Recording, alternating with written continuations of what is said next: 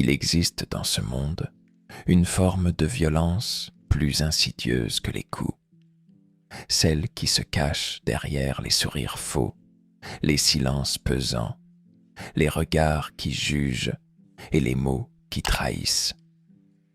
On ne vous attaque pas toujours avec des poings.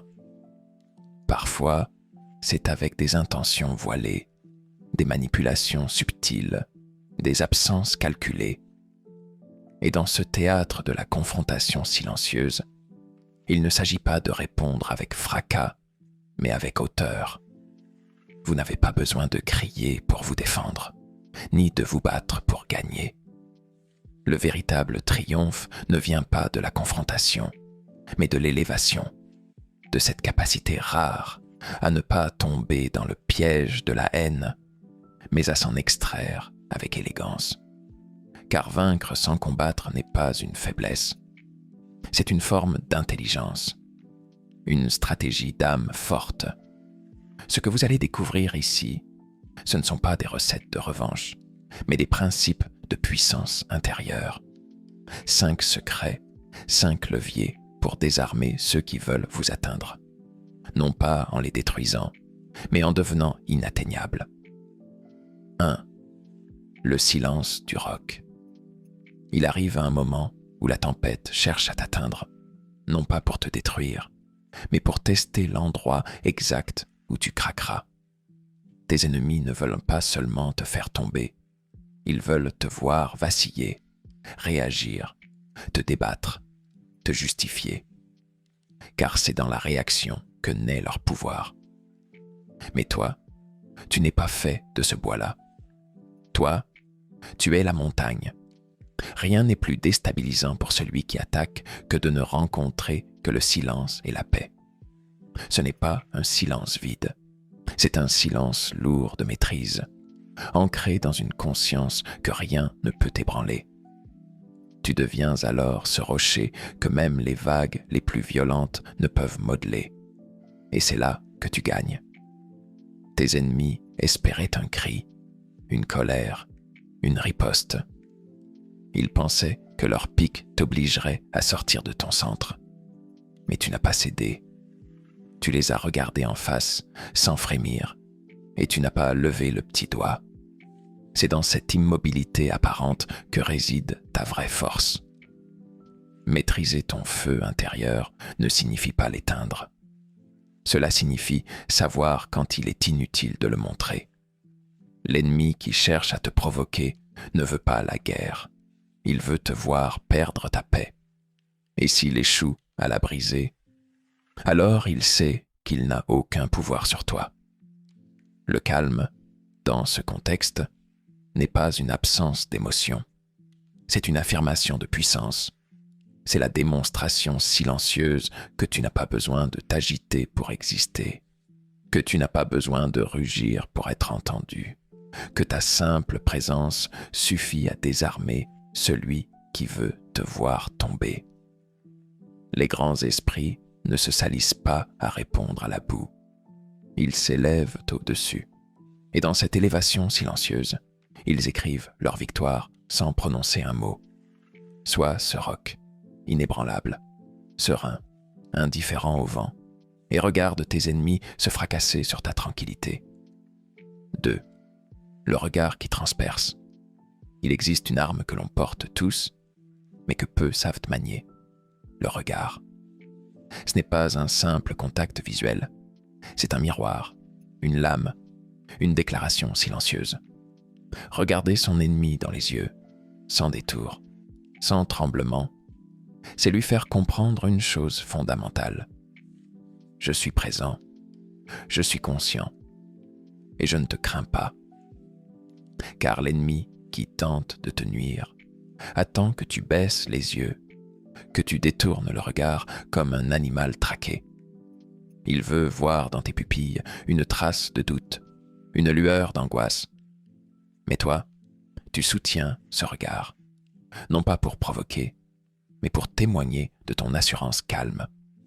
Dans cet échange muet, tu gagnes sans parler. Tu crées un malaise dans l'âme de l'autre. Tu n'attaques pas, mais tu imposes. Tu ne cries pas, mais tu marques.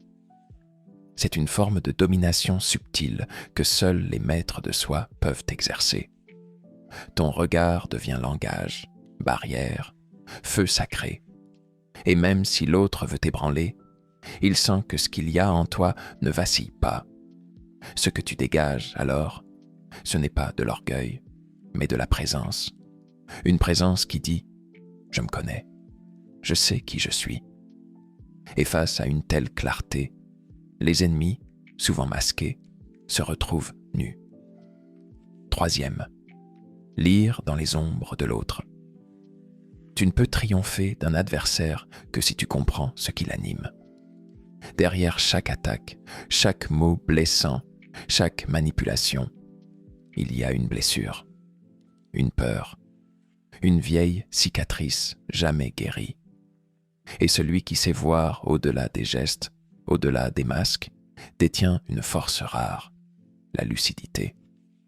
Comprendre ton ennemi ne veut pas dire l'aimer ni l'absoudre. Cela signifie que tu le vois comme un être incomplet, en lutte avec lui-même. Et cette vision te place bien au-dessus du champ de bataille. Car l'ennemi qui agit par haine agit souvent à partir de ses propres failles. Il te combat, mais c'est à lui-même qu'il s'adresse. Tu dois devenir un observateur froid et perspicace.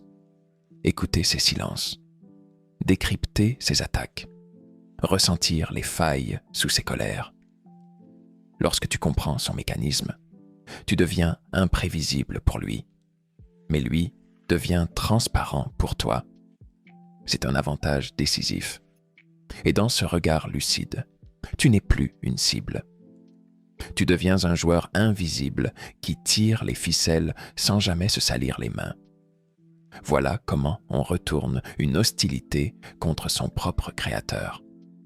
Par la clarté, par la lecture stratégique, par l'intelligence du cœur. Quatrième, l'art de s'entourer. La solitude peut être noble, mais face à des ennemis stratégiques, elle devient parfois un piège. Car l'ennemi espère que tu te retrouves isolé, que tu perdes ton souffle dans l'écho de tes propres pensées. Mais tu n'as pas été fait pour affronter seul tous les combats. Savoir s'entourer est un art. Il ne s'agit pas d'avoir du monde autour de soi, mais les bonnes personnes. Celles qui ne te volent pas ton énergie, mais la nourrissent. Celles qui veillent sur toi-même en silence. Celles qui t'aiment assez pour te dire la vérité et qui croient assez en toi pour ne jamais douter de ta lumière. Avec de tels alliés, tu deviens une forteresse. Tu n'as plus à répondre seul aux attaques.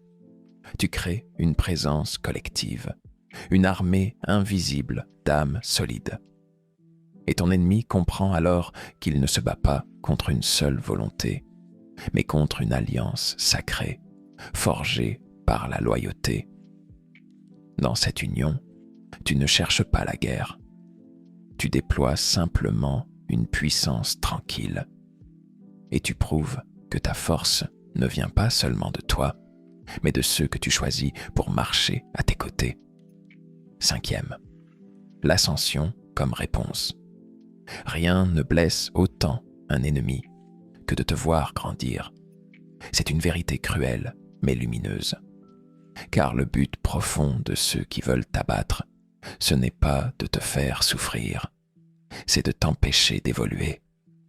Ils veulent que tu restes là où ils t'ont laissé, dans leurs souvenirs, dans leurs projections.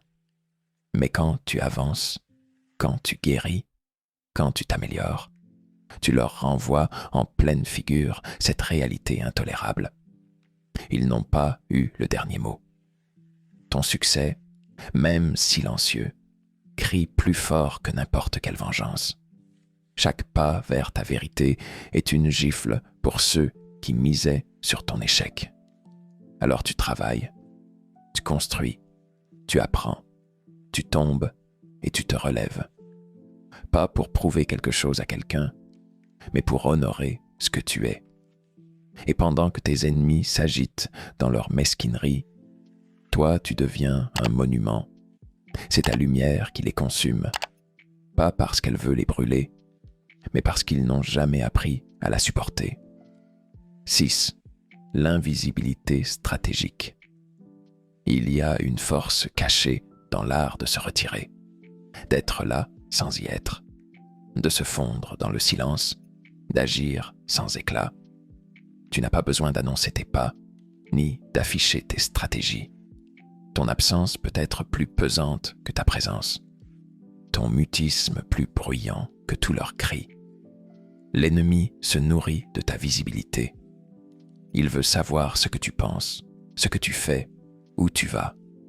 Mais toi, tu apprends à disparaître, à couper les ponts non pas dans la colère, mais dans la maîtrise, à effacer ta trace pour mieux te retrouver. Tu ne t'expliques plus, tu n'argumentes plus, tu ne cherches plus à être compris. Et dans ce retrait choisi, tu récupères ta puissance. Parce que tout ce qui n'est pas exprimé devient énergie. Tout ce que tu retiens devient concentration. Et cette force silencieuse fait plus de ravages qu'une attaque frontale. L'ennemi te cherche, mais ne te trouve plus. Tu n'es plus sur son échiquier. Tu es ailleurs, en train de créer, d'aimer, de renaître. Et c'est cela, la vraie victoire. Devenir intouchable, non parce que tu es en guerre, mais parce que tu as cessé d'exister dans le théâtre de leur conflit. Tu n'as pas besoin d'être bruyant pour être puissant. Tu n'as pas besoin de riposter pour te défendre. Le monde t'a peut-être appris que la vengeance est un cri, mais la vraie revanche est un silence. Une paix que rien ne peut troubler. Une ascension que personne ne peut arrêter. Souviens-toi, l'ennemi ne cherche pas toujours à te détruire physiquement. Il veut que tu doutes, que tu descendes à son niveau, que tu abandonnes ton centre. Mais tu n'es pas obligé de répondre à cette invitation. Tu peux choisir de t'élever au-dessus de ces jeux, de ces pièges, de ces projections. Détruire sans combattre, ce n'est pas écraser, c'est transcender. Ce n'est pas dominer, c'est désarmer. Par ta constance, par ton calme, par ton évolution, par ta lumière. Et un jour, sans avoir levé la voix, sans avoir lancé une seule flèche, tu te retourneras et tu verras que l'ennemi a disparu. Non parce que tu l'as abattu, mais parce que tu as continué à avancer pendant qu'il restait là, à essayer de te retenir. Alors avance, toujours, en silence, mais avec grandeur.